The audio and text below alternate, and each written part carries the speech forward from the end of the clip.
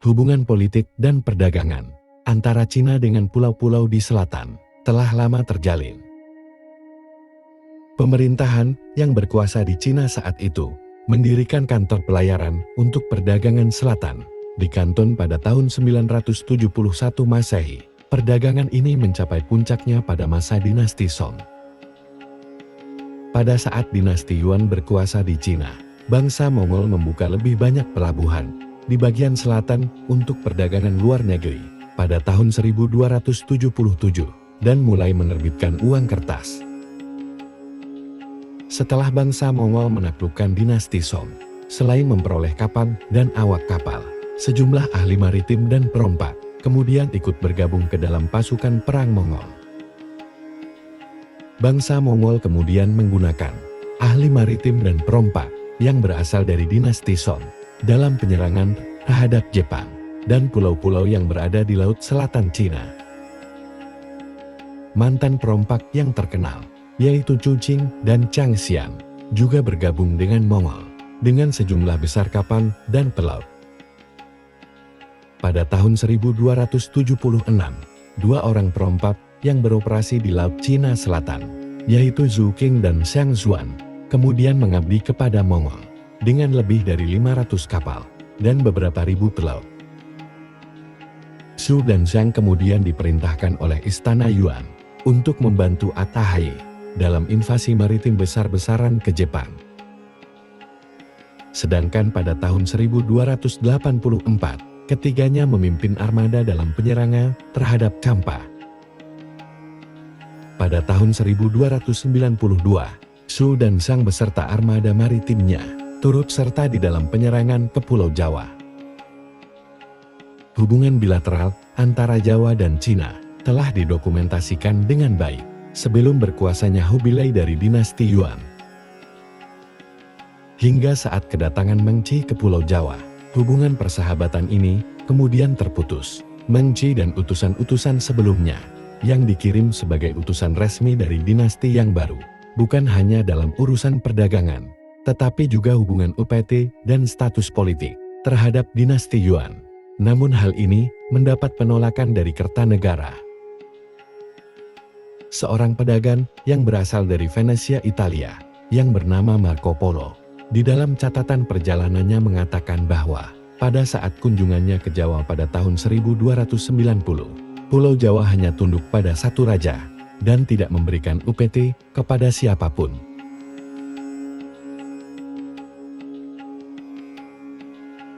Berikut kutipan selanjutnya dari catatan sejarah dinasti Yuan buku 210.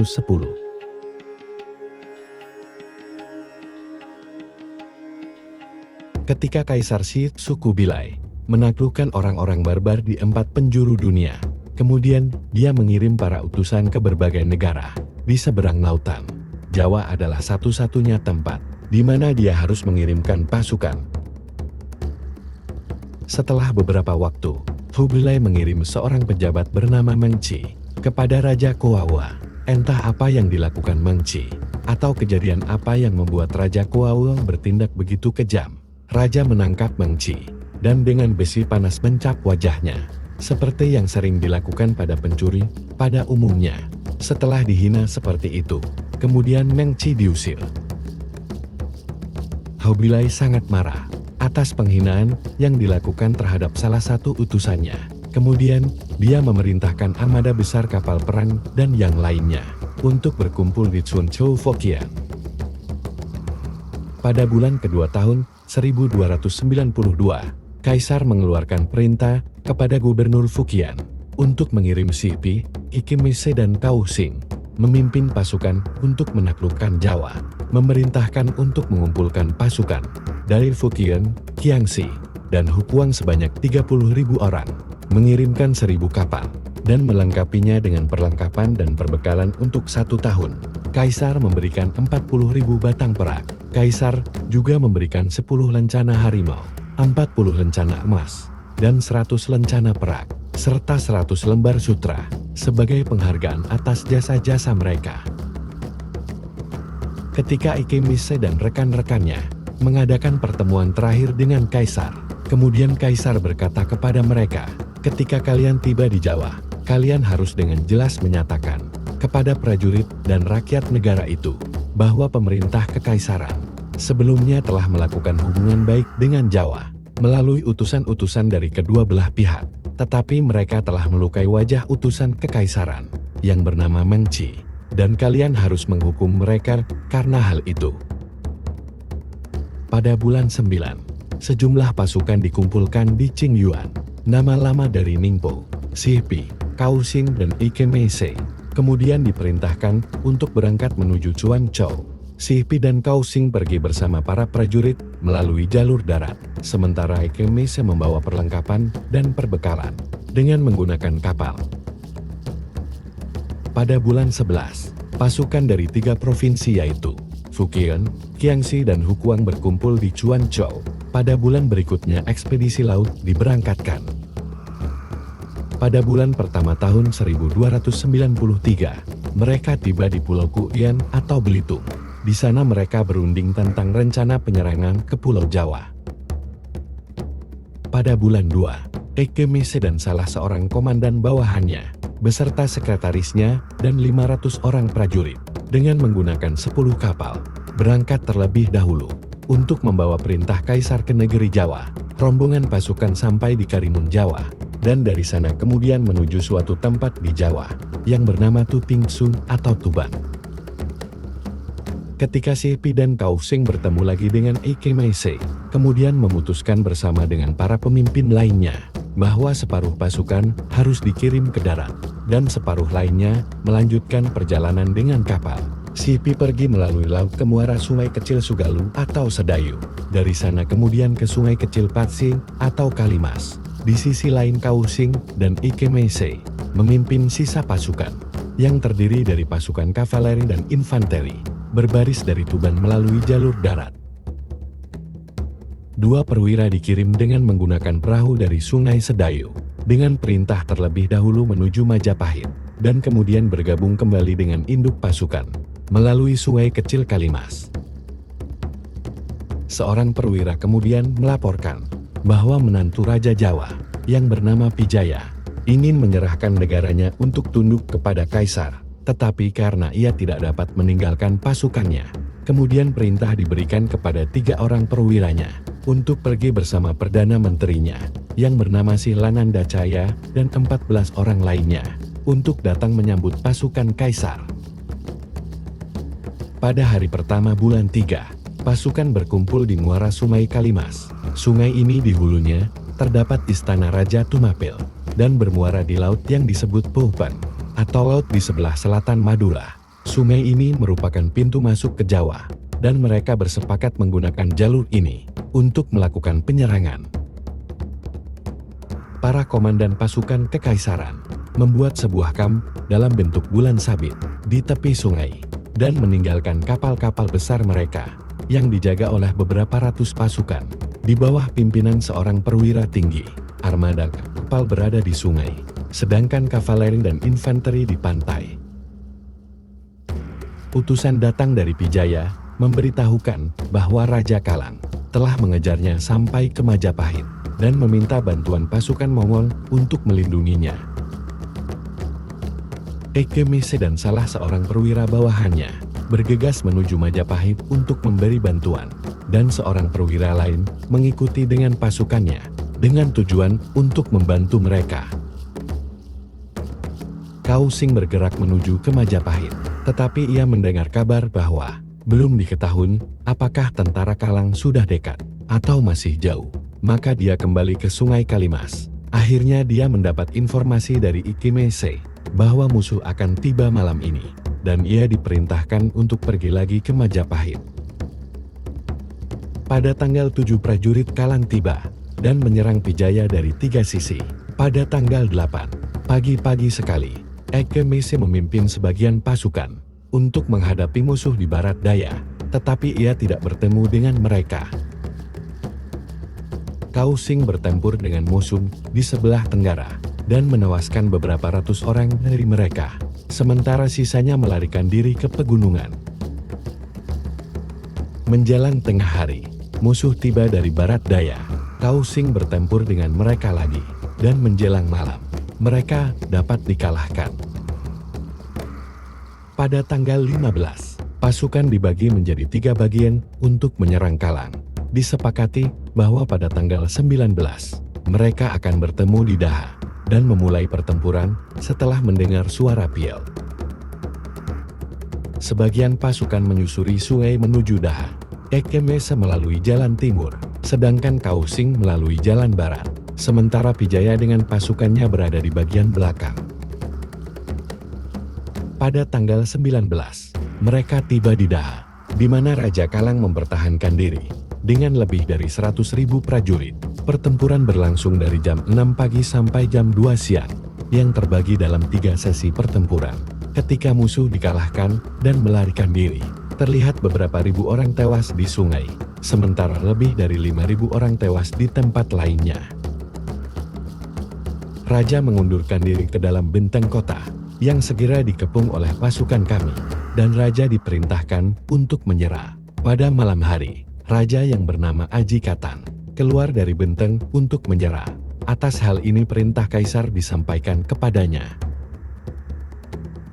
Pada tanggal 2 bulan 4, Pijaya meminta izin untuk kembali ke daerah kekuasaannya, untuk melakukan persiapan pengiriman upeti. 2 orang perwira dan 200 orang prajurit pergi bersamanya, sebagai pengawal. Pada tanggal 9, Pijaya secara diam-diam meninggalkan prajurit kita yang mengawalnya, dan kemudian menyerang mereka.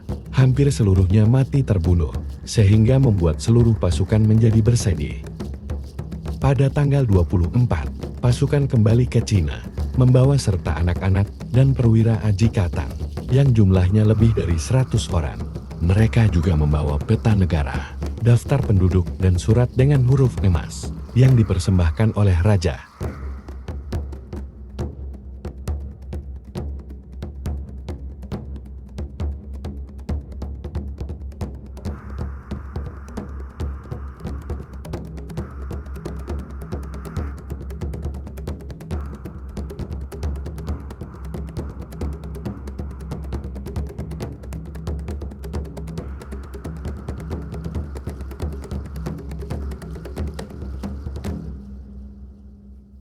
Selanjutnya, Sejarah Dinasti Yuan, buku 162, catatan perjalanan Xi.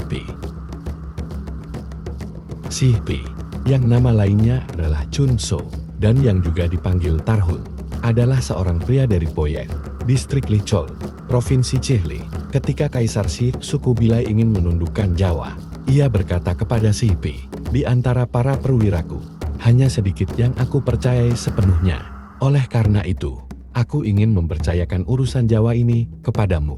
Pejabat yang lainnya kemudian menjawab, "Jika Kaisar berkenan memerintahkan pelayannya, bagaimana mungkin dia berani untuk khawatir akan keselamatan dirinya sendiri?" Pada tahun 1292, ia diangkat menjadi komandan ekspedisi ke Jawa, sementara Ikimese dan Kausing ditunjuk untuk membantunya. Kaisar memberinya 150 lencana berstempel dan 200 lembar sutra sebagai penghargaan bagi mereka yang berjasa. Pada bulan 12, ia bergabung dengan membawa 5.000 orang pasukan dan kemudian berangkat dari Cuancou. Angin sangat kencang dan lautan sangat ganas, sehingga kapal-kapal terombang-ambing dengan keras, dan para prajurit tidak dapat makan selama berhari-hari. Mereka melewati Laut 7 Pulau dan Kepulauan Karang Panjang, melewati tanah Gyeonggi atau Vietnam Utara dan Champa. Pada bulan pertama tahun berikutnya, mereka tiba di Kepulauan Tung Barat, masuk ke perairan Nusantara, dan secara berurutan sampai di Kepulauan Karimata dan Kaulan atau Belitung. Di Belitung mereka singgah dan menebang kayu untuk membuat kapal-kapal kecil yang akan digunakan untuk masuk ke sungai-sungai. Pada waktu itu, Jawa sedang berseteru dengan negeri tetangganya yaitu Kalang. Raja Jawa yaitu Aji Katanakala telah dibunuh oleh Raja Kalang yang bernama Aji Katan. Menantu Raja Jawa yang bernama Pijaya telah menyerang Aji Katan, tetapi tidak berhasil mengalahkannya. Oleh karena itu, ia mengundurkan diri ke Majapahit. Ketika ia mendengar bahwa Si Pi dengan pasukannya telah tiba, ia kemudian mengirim utusan dengan membawa catatan tentang sungai-sungai dan pelabuhan-pelabuhan laut serta peta negeri Kalang. Dia juga menawarkan penyerahan diri dan ketundukannya, serta meminta bantuan.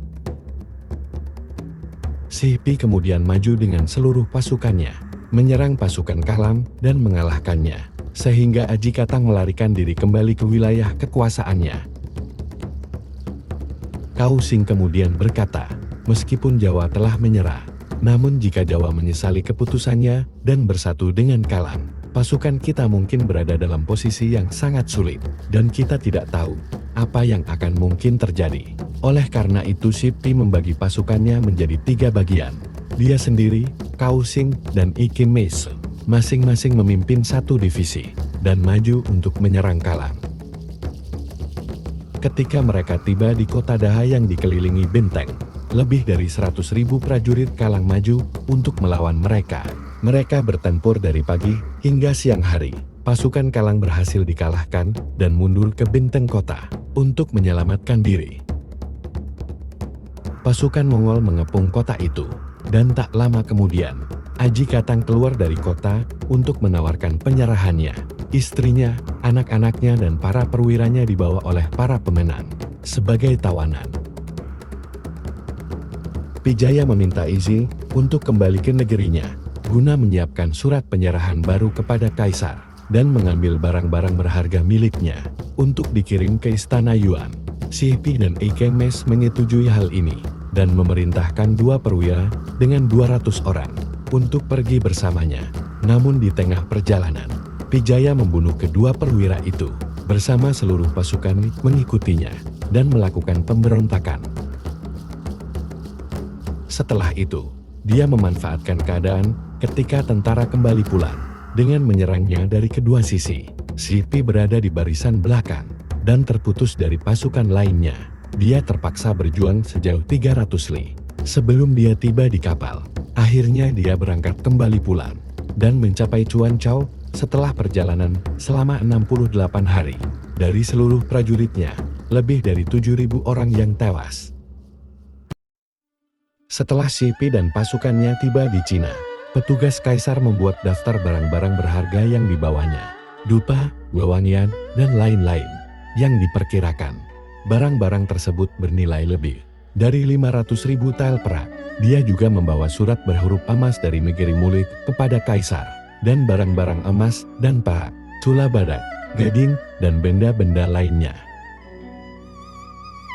Karena telah kehilangan begitu banyak prajurit, Kaisar memerintahkan Si Pi untuk menerima 17 kali cambukan dan menyita sepertiga dari hartanya.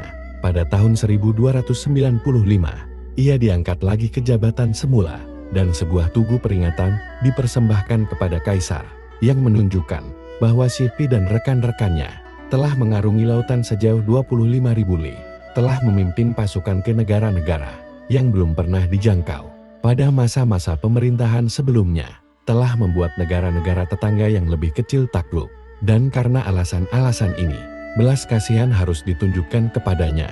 Kaisar kemudian mengembalikan barang-barangnya yang telah disita, dan mengangkatnya secara bertahap ke pangkat tertinggi, hingga ia meninggal pada usia 86 tahun.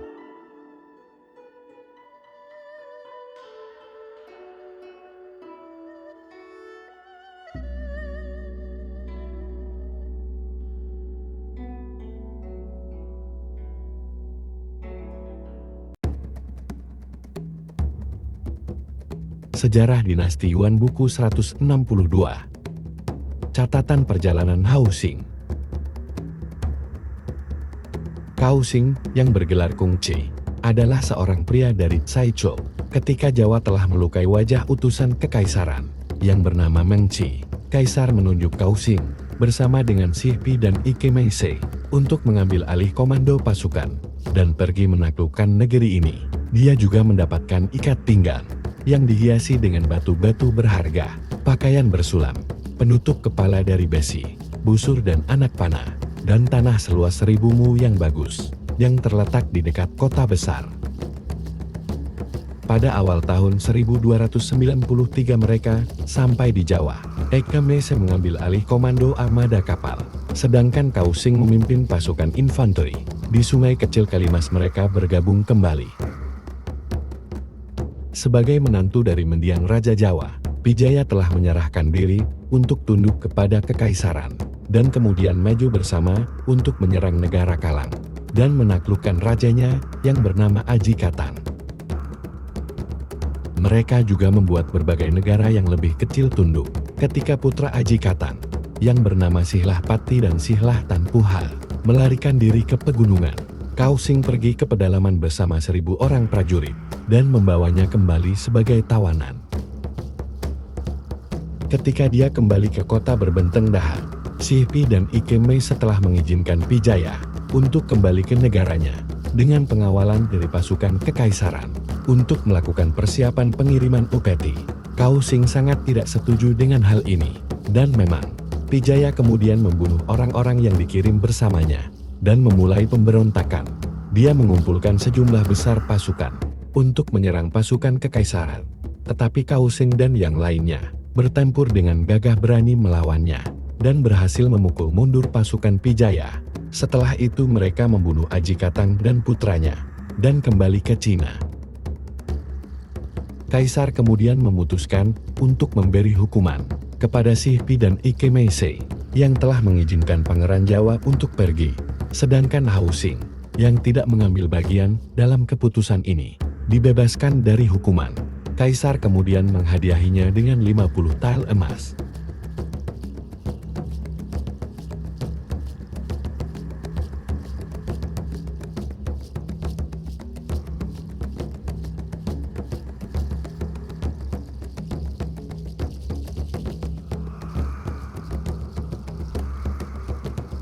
Sejarah Dinasti Yuan, buku 131. Catatan perjalanan Ike Mese. Ike Mese adalah seorang pria dari negeri Uighur. Selanjutnya ia diangkat menjadi gubernur yang berkedudukan di Quanzhou. Pada tahun 1292 ia dipanggil ke istana. Dan pada kesempatan itu, ia mempersembahkan kepada kaisar semua barang berharga miliknya. Pada saat itu ekspedisi melawan Jawa sedang direncanakan, dan pasukan untuk tujuan tersebut dibentuk di Fujian. Ike Mese bersama Sihpi dan Kausing mendapat perintah untuk memimpin ekspedisi tersebut. Pembentukan pasukan dipercayakan kepada Sihpi, sedangkan Ike Mese menyediakan transportasi melalui laut. Kaisar memberikan instruksi berikut kepada mereka. Ketika kalian telah tiba di Jawa, kalian harus mengirim utusan untuk memberitahukannya kepadaku. Jika kalian menaklukkan negara itu, negara-negara kecil lainnya akan tunduk dengan sendirinya. Kalian hanya perlu mengirim utusan untuk menerima kesetiaan mereka. Ketika negara-negara itu tunduk, maka itu akan menjadi pekerjaan kalian. Ketika pasukan tiba di Champa, mereka terlebih dahulu mengirim utusan, meminta Lambri, Sumatera, Puluputu, Palala, dan negara-negara kecil lainnya untuk tunduk. Pada awal tahun 1293, mereka mengalahkan negara Kalang, dan menundukkan rajanya yang bernama Aji Katan. Utusan lain dikirim ke berbagai negara Melayu, yang semuanya mengirim putra atau adik laki-laki mereka, sebagai tanda kesetiaan mereka.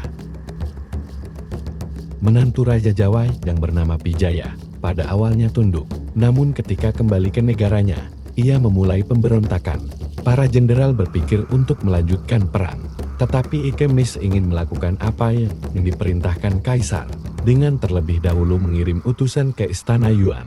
Namun Kausing dan Sihpi tidak setuju dengan hal ini.